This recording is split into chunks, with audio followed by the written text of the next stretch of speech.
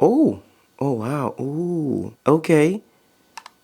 Oh hey, you guys are here. Welcome to another video. So glad to see you guys back here. Today I'm gonna show you how you can turn any lens into a macro lens. Cue the intro.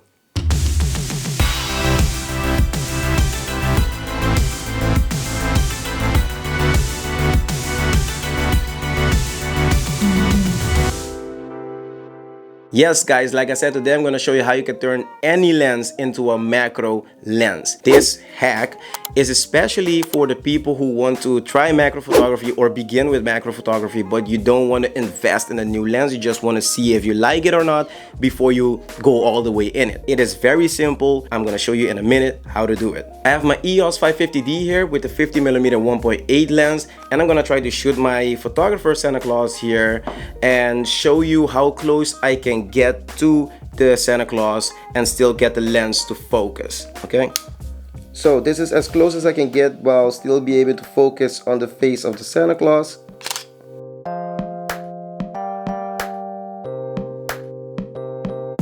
But the question is, how can I get closer and still get a proper focused image? You just have to take your lens off, turn it the other way, and just try to get closer. This is now the closest that I can get to the Santa Claus and still be able to get a properly focused image.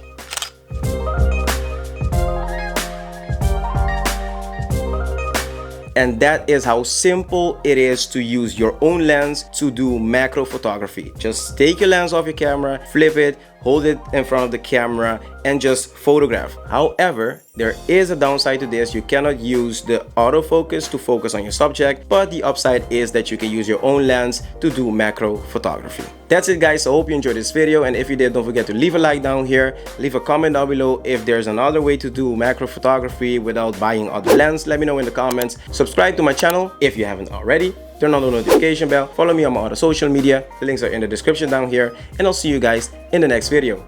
Bye guys.